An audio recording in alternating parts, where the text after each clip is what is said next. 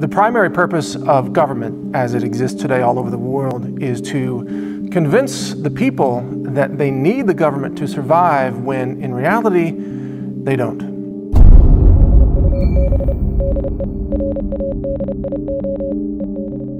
Government is a parasite on an economy. It lives off the backs of the workers and the taxpayers, but it has to convince those taxpayers that they need government to survive. Basic human needs have been met for a very long time, so there is no person that actually needs the government to survive anymore. The big point is that today governments exist primarily to create problems so that they can demand their continued existence to solve those very problems. And then they get elected by promising people that they will solve the problems that they created in the first place. For example, the subprime mortgage catastrophe was created by government. Government forced banks to make home loans to borrowers who could not afford the mortgage payments. And so it was inevitable that that subprime house of cards would collapse. And it destroyed several banks. It destroyed hundreds of billions of dollars in wealth. And it put millions of people in a desperate situation. Many of them were then suddenly homeless. And then government comes along and says, well, we'll help you people that were devastated by this market crash. Well, government caused the problem in the first place. It's just like everything else government does. It creates a problem. And then after people are devastated by the problem it creates, then it sweeps in and says, well, we'll help rescue you. If government had just done nothing from the get-go, everybody would have been better off. And if you look at people running for the presidency right now, for example, in the United States, take Hillary Clinton. She's promising to solve problems that her own party has created. The Democrats have been running America for the last 7.5 years, and they've had virtually no opposition, and they've been able to pass almost every law they wanted and push every agenda they wanted, and yet Hillary Clinton is running on this obscenely bizarre platform that things are horrible in America and she's the one who can make them better. Well, you have to ask the question, how did things get so horrible in America? How did race relations get so bad? It was because of the policies of the Obama administration that created the racial animosity and the disconnect from racial unity that could have been possible. But this government scam goes back way before the Obama administration in America. You've got the Bush administration. They decided that the benefit to them would be so great in terms of consolidating power that the loss of American lives, 3,000 plus lives on September 11, 2001, was in their minds worth that sacrifice. After all, they weren't dying. It's the citizens who were dying, but they, the Washington elite, were actually winning. They were gaining power. They were accomplishing what they set out to accomplish, which was to convince the American people that they need big government to protect them from this terrorism boogeyman that they created in Washington. Look at the Obama policies. They've been disastrous for the U.S. economy. You've got now almost 50 million Americans on food stamps, and you have something like 93 million Americans that are unemployed and not working.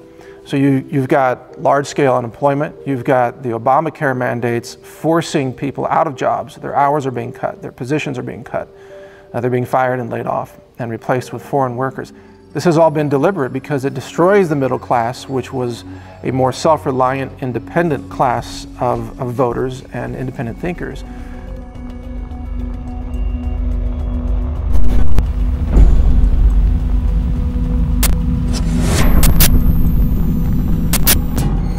Self-reliance is extremely terrifying to every big government. They do not want people to be independent. They do not want people to be able to solve their own problems or to even think for themselves. This is why you tend to see governments declaring war on preppers or survivalists or anybody who really teaches self-reliance or homeschooling or home gardening.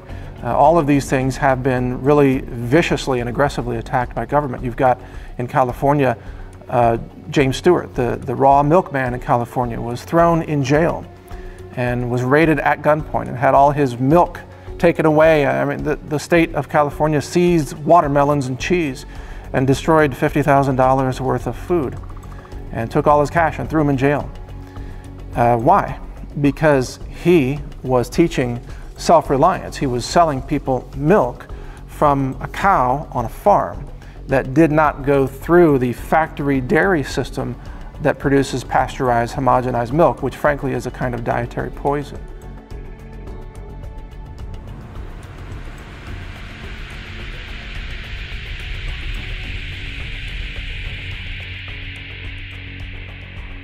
What you see in governments all around the world is a desire to use food as a weapon or a tool of control, a leverage point to manipulate people, to reward those who are politically obedient and punish those who are in opposition to the current regime in power. If you look at Venezuela, for example, right now, you've got the president there has ordered food to be restricted to those who are political enemies, and food is rewarded to those families and individuals who continue to support his disastrous regime that frankly has most of the country now in a state of starvation. So right now, as the laws and executive orders are written in Washington, the federal government can go door to door or farm to farm, and they can seize all the food, all the farm animals, ranch animals, cows, goats, chickens. They can even seize tractors and seeds and fuel. And they can then redistribute this food to those that they want to keep alive in any kind of a crisis. And who do they want to keep alive? The voters that keep voting for big government. So one likely scenario that you'll see in any kind of a crisis is the federal government seizing food from rural communities, which tend to be more independent and self-reliant and more anti-establishment, and they will then redistribute those food supplies to the urban areas, the city populations that are more dependent on government and tend to vote for big government. They tend to be more liberal or progressive, or vote Democrat. And that's who will get the food supplies, because the government has to take that food from those who produced it and redistribute that food to those who didn't produce it but need it to survive and keep voting for more Democrats in Washington. This is also what Washington does with money. They seize money from those who produced it, and then they redistribute the money to those who didn't earn it, while skimming, of course, 30, 40, 50% off the top to fund the government's own bloated salaries and bonuses for doing a horrible job of destroying wealth.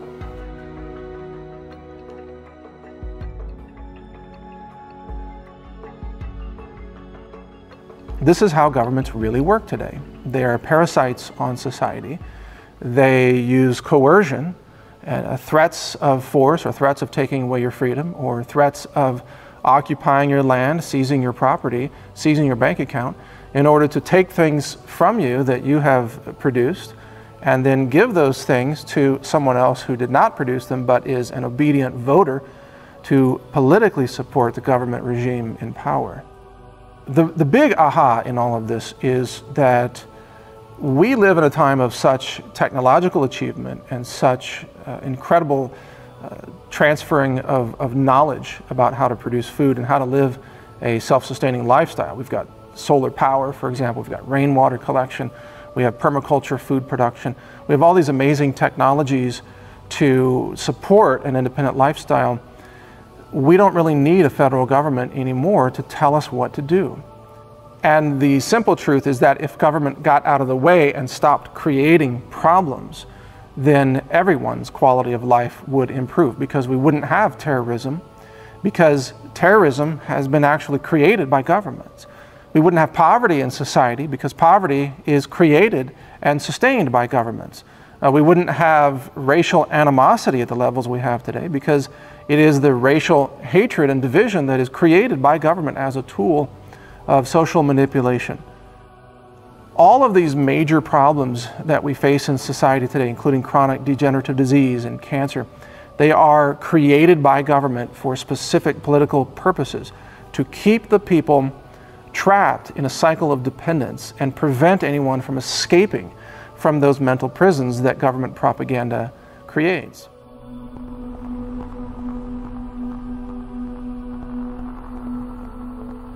As a metaphor to this, consider a rancher with a ranch full of cows. Now, those cows are controlled and they're exploited in essence by the rancher Their lives are sacrificed for the profit of the rancher, and the cows don't realize that they're being led to slaughter at some point. If they actually had the presence of mind to wake up and realize that, they could physically rise up and they could win their freedom, so to speak, but they don't.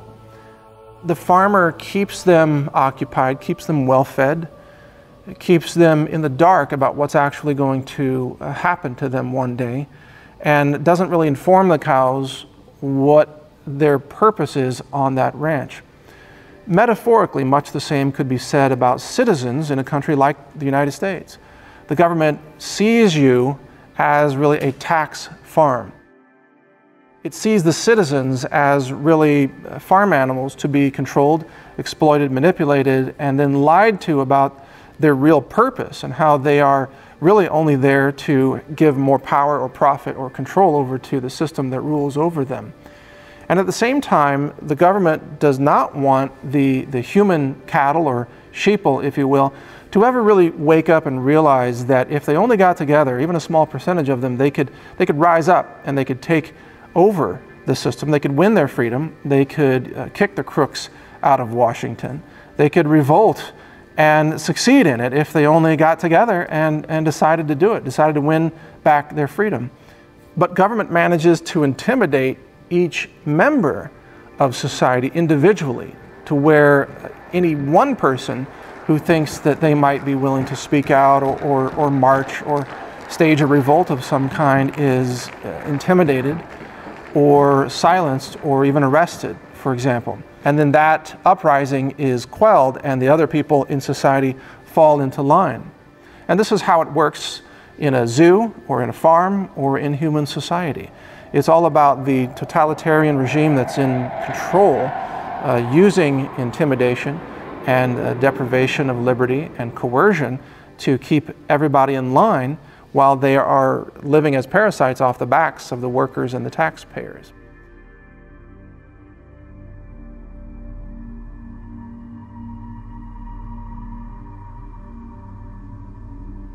This is all by design. This is how it's worked for a very long time. The only thing that's really changed is the vocabulary. We used to have kings and queens. Well, now we have, presidents and secretaries of state. The king used to own your land, and you would work the land and you would turn over what you earned to the king. And now you pay property tax, which is really a form of rent. You're really leasing land from the government. You don't really own anything. You're paying rent constantly, year after year, and if you stop paying the lease fees, in other words, the property tax, on property that you think you own, you will find out very quickly that the government actually owns it, because they will come and bring men with guns to kick you off of your land and seize it and force the sale of that land in order to satisfy their demands on your leasing fees. So you really don't live in a free society. You live in a contrived prison, if you will, or a zoo or a corral, where you are just one person of many who are all considered sheeple or cattle by the government in power. And your only real function in this society is to vote for them so that they can justify their existence and create the illusion of democracy when they actually run totalitarian regimes that function based on coercion, propaganda, and manipulation of public sentiment. In other words, most citizens are seen by those in power as, quote, useful idiots. You are useful only to the extent that you vote for them to maintain power, and they prevent you from rising up by giving you the illusion that you have a choice in the future of the country, that you have some kind of influence through your vote, when in reality you don't have any influence at all. The entire system is theater. It's designed to keep your mind occupied and to make you think that you don't need to rise up because you falsely believe that you live